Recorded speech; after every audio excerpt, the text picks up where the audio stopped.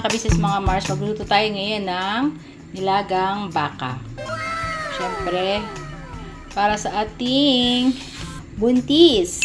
Request po niya ay gulay. Tapos lalagyan ko po siya ng nilagang baka. Siyempre, maraming gulay na ito pechay bagyo. Dami yan.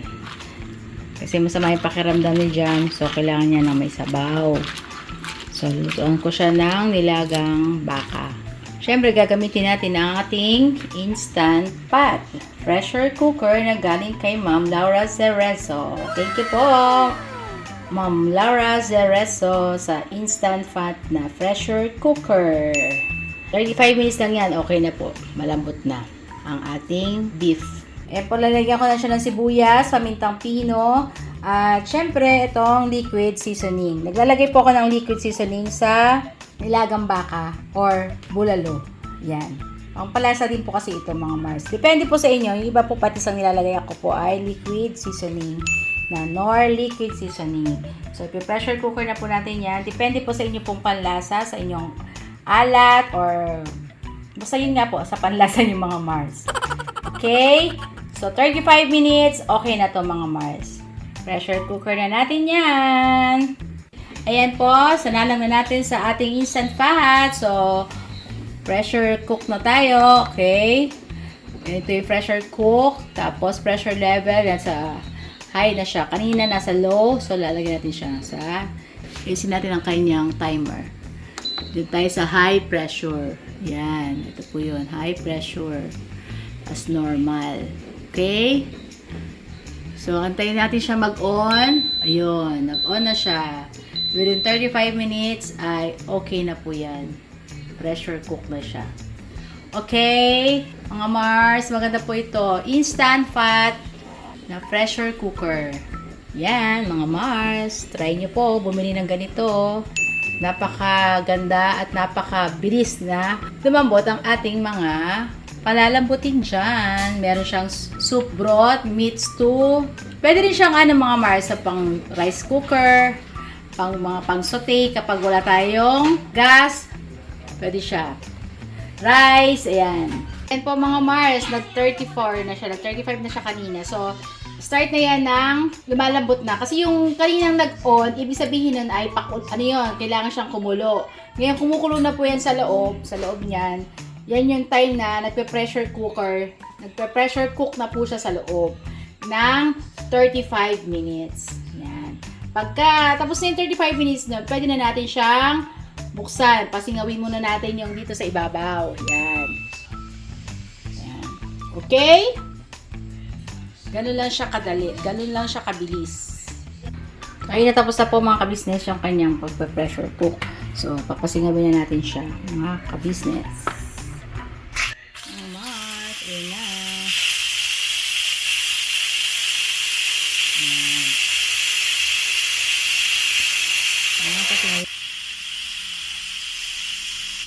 Gawin natin. Kabunutin muna natin siya sa saksak. Ayan. Ayan na siya, mga Mars. Tingnan natin kung malambot na. O, diba? Malambot na niya. O, ha? O, diba? Malambot na siya. Yummy. Okay na to. Ayan na! Ating bulalo. Nilagang baka. Hindi siya bulalo kasi wala siyang bone marrow, mga kabisnes. Ito ay nilagang baka. Yan. Dadali na natin sa Falcon. Siyempre, magdadala is walang iba kundi si Kuya Bornok. Yan. Jam, ayun na ang nilagang baka. Yan.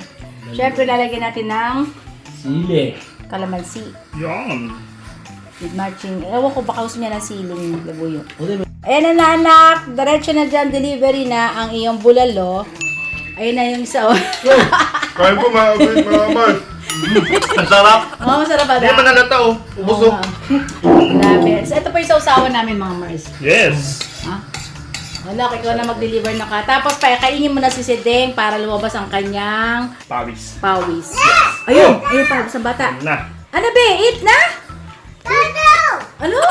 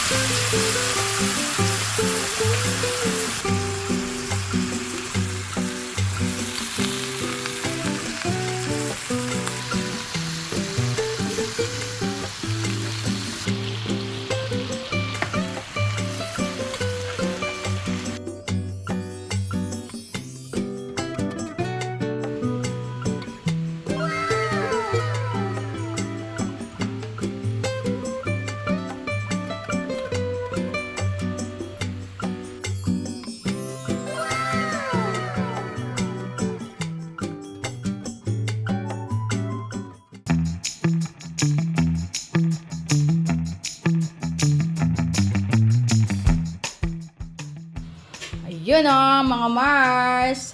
Ang aking lulutuin ngayon ay walang iba kundi ang ko alam kung saan to galing, Singapore ba or Hong Kong, kay Ma'am Anoy or kay Ma'am May and Ma'am Anoy or kay Ate Josephine. Kasi magkasunod siyang in-unbox.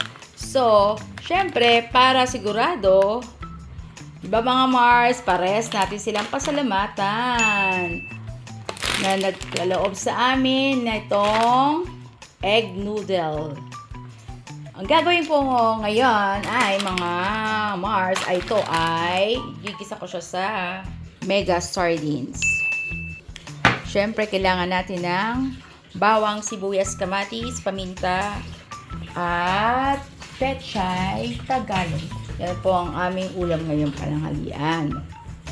Ngayon, ang nakalagay po dito sa instruction po dito ay kailangan daw po ay magpakulo muna ako ng tubig. Then, pagka kumulo na yung tubig, ilagay itong noodles about 3 minutes boiling water. Then, stir the noodles till tender. And then, drain out the water. Okay, tara na, mag-isa na tayo mga Mars. Siyempre, kailangan natin ng mantika. Siyempre, pagdadala natin ulit si Jam doon. Si Papa Diz po ay wala. Umalis po sila ni Papa ka-business. Sila po ay nag-mission papunta doon kay Mamboy sa Kubo. Ayan na po, nilagay ko na po ang bawang, sibuyas, kamatis. Igisa ko na po yung sardinas habang kukuluan natin yung noodles. Ang naglagay po ng kaldero doon ay walang iba kundi si Ding. Hello po mga Mars. Si Ding po ay meron pa rin sipon. May upo ka rin ba, Ding? Wala po, ano lang. Ha? Nahihilo lang ako po. Nahihilo ka, be. Mahiga ka lang doon, be. Baka mabinat ka. So, kalang natutumba. Baka, Mayroon pa pabigyan kayo. baka kulang ka sa ano, di kaya sa dugo? Kasi ano eh. Oo. Baka nga nabinat ka din yung sa panganganak ba? Ano bang dapat gawin dyan? Di ba sinusuob? Suob tapos, oo, hilutin yung buong katawan mo. Tapos, hinilain yung ano, yung anit mong ganun, oh. Yung ganun, oh. Oo. Ganun kasi ginawa sa akin dati. Hindi, pakisuyo nga pa, boss. Yung mga ano po, yung mga manghihilot na mga sa bagong panganak. Ganon, sinusuob. Ng mga, may ano yun eh, mga dahon-dahon, ano? Tapos, hindi, maliligo ka muna ng mga dahon. Pagkatapos mong paliguan ka nung manghihilot ng mga dahon na pinakulo, mamasahihin ka noon, buong katawan, mula ulo hanggang paa. Pagkatapos, pagka namasahi ka na, tsaka ka isusuob. Yun ang alam ko sa akin, ginawa yun. Yung bagong panganak ako. Tapos, yun na, hindi ka na pwedeng magpahangin ng electric fan, natutok. Kailangan nakamahaba. May medyas ka, tapos, sweater, jogging pants, ayan. So, yung mga Mars, tatanggalin ko yung ito yung tinik gitna.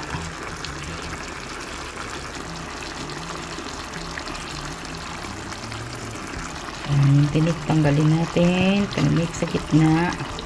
Ang ka-business. Tanggalin natin yung tinik. So, lagyan natin siya ng konting asin. Lagyan din natin ng pamintang pino.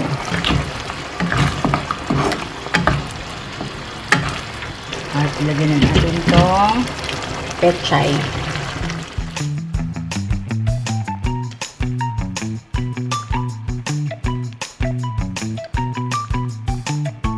Ginis sa mix. Konti lang. Half lang siya ma. Ayan, konti lang. Ito po, nagpapakulo na ako ng tubig para dun sa ating noodles.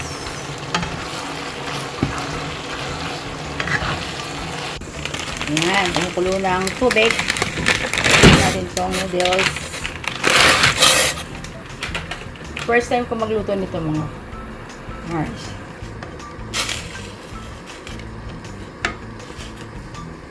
Na yung ating noodles. Lalagyan na natin ito dito.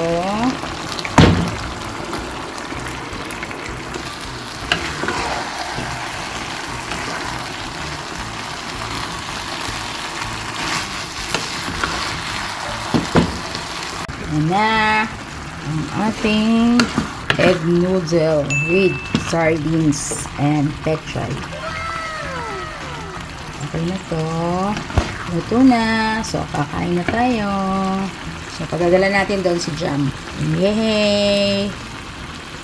Ayun siya nga pala mga Mars. Naglagay din pala ako ng konting liquid seasoning. Kaya sa toyo, ang ilagay natin dito ay liquid seasoning ang ilagay natin. Depende po yun sa inyong panlasa. Huwag masyadong madami po. Konti lang, pero kasi mas ano siya, may konting ano siya, yung alam niyo yung ano ng liquid seasoning kasi sa toyo, mas malasa po kasi ang liquid seasoning. Yan. Oh, ang sarap.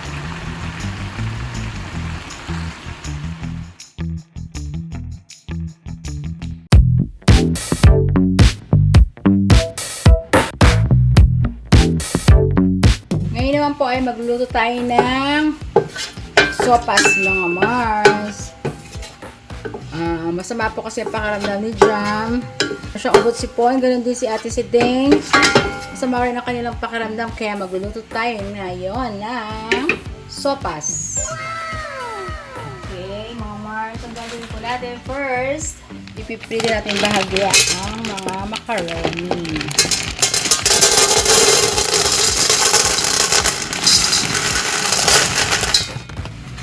Para po yung mga macaroni natin ay hindi siya lalagsa. Kaya medyo iprito natin siya ng bahagya. Yan yung ating macaroni. Lagyan natin siyang fried. Ito po yung ating ingredients mga Mars. Ating sopas ay syempre itong manok, chicken breast, i-cook cubes lang natin yan or pwede rin himayin. At syempre lalagyan din natin ng pork and ham luncheon meat. Meron tayong carrots, meron tayong repolyo, celery, at saka dalawang evaporated milk. Ayan, hiniwa ko na lang po ng pa-cubes yung ating mga chicken breast. Ngayon, ito naman. Square naman ang ating pork ham luncheon meat. Siyempre, iwain na rin po natin yung repolyo, carrots, and celery. Ay po, tinanggal ko muna yung macaroni. Ngayon po, nilagay ko dito yung butter. Dahil, magigisa na po tayo mga Mars. Ay po, nilagay ko na yung chicken. Bali, ipa-fry natin siya ng konti. Bago tayo mag-gisa. Yan, nilagay tayo rin yung ating luncheon meat mga Mars.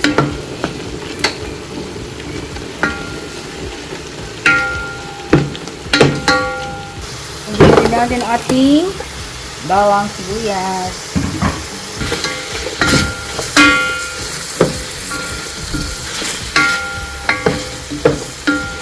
Lagyan na natin ng asin. Tapos, lagyan na rin natin ng kumukulong tubig para mabilis siya. Napakulo na po ako ng tubig. Lagyan na rin natin yan ng chicken powder at syempre ng pamintang pino. Lagyan na rin po ako ng pamintang pino. Lagyan na rin po ako ng chicken powder. Pakunting asin. Yung kumukulo na po, lagyan na natin tong mga macaroni.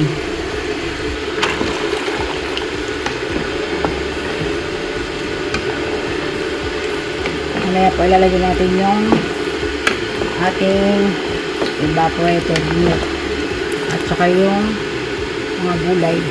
Ayan, lagyan na natin yung ating gulay. Repolyo and carrots. Bali natin itong evap. Alaska evap.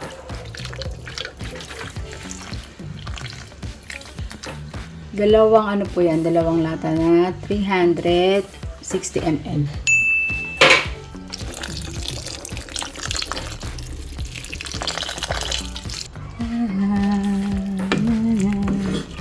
Wow! Okay, malapit na. Ito yung ano, pinagbaklasan ko po ng chicken breast. Sinama ko na yung buto. Ayan yung macaroni mga kabis nito. Mga Mars, tinan nyo yung macaroni. Okay. Tikman nyo na lamang po. Pag ganyan ang sakay na po ang bahala sa inyong panlasa ng alat. Panghuli ay yung celery. Yan, lagyan na natin tong mga celery. Yan, okay na. Tikman na lang natin yung mga Mars kung okay na ba yung alat. Pwede rin po kayo maglagay ng patis.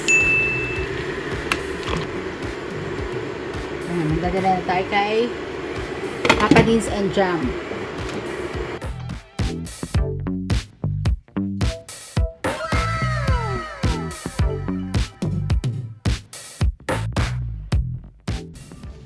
Yeah, pakasuyo kay kay Jam.